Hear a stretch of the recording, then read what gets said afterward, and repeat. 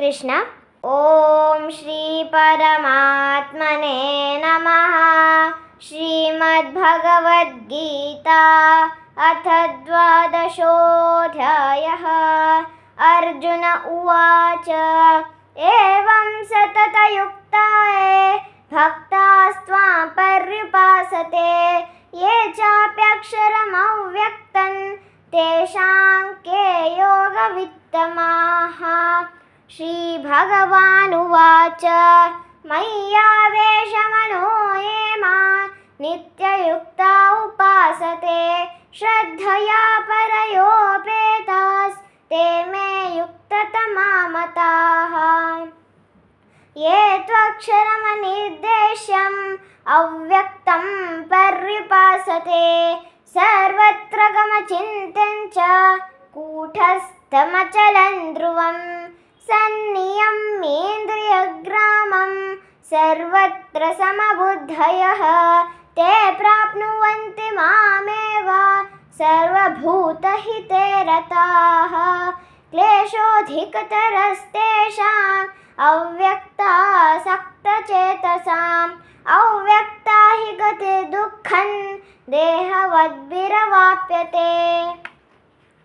ये तु सर्वाणि कर्माणि मयि सन्न्यस्य मत्पराः अनन्येनैव योगेन मां ध्यायन्त उपासते तेषामहं समुद्धर्ता मृत्युसंसारसागरात् भवामि न चिरात् पार्थ मय्यावेशितचेतसां।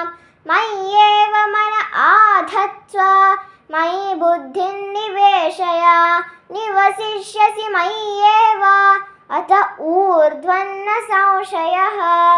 अत चित्तं समादातुं न शक्नोषि मयि स्थिरम् अभ्यासयोगेन ततो मामिच्छाप्नुं धनञ्जय। अभ्यासेऽप्यसमर्थोऽसि मत्कर्म परमो भव मदर्थमपि कर्माणि कुर्वन् सिद्धिमवाप्स्यसि। अतैतदप्यशक्तोऽसि कर्तुं मद्योगमाश्रितः सर्वकर्मफलत्यागं ततः कुरु यतात्मवान्। श्रेयो हि ज्ञानमभ्यासात् ज्ञानात् ज्ञानौ विशिष्यते ध्यानात् कर्मफलत्यागात् शान्तिरनन्तरम्। अद्वेष्टा सर्वभूतानां मैत्रः करुण एव च निर्ममो निरहङ्कारः समदुःखसुखः क्षमी सन्तुष्टः सततं योगी यतात्मा दृढनिश्चयः।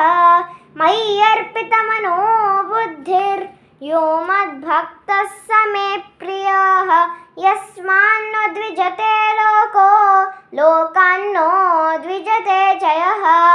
हर्षामर्षपरित्यागी मुक्तो यः स च मे प्रियः अनपेक्षः शुचिर्दक्ष उदासीनो गतव्यतः सर्वारम्भपरित्यागी यो मद्भक्तः स मे प्रियः। यो न हृष्यति न द्वेष्टि न शोचति न काङ्क्षति शुभाशुभपरित्यागी भक्तिमान् यः स मे प्रियः। समशत्रौ च मित्रे च तथा मानापमानयोः शीतोष्णसुखदुःखेषु समसङ्गविवर्जितः तुल्यनिन्दास्तुतिर्मौनी सन्तुष्टो येन केनचित् अनिकेतस्थिरमतिः भक्तिमान् मे प्रियो नरः। ये तु धर्म्यामृतमिदं यथोक्तं पर्युपासते श्रद्धधाना मत्परमा भक्तास्तेऽतीव मे प्रियाः। ॐ तत्सदिति श्रीमद्भगवद्गीतासु उपनिषत्सु ब्रह्मविद्यायां योगशास्त्रे श्रीकृष्णार्जुनसंवादे भक्तियोगो नाम द्वादशोऽध्यायः।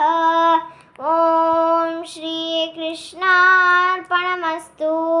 जय श्री कृष्ण.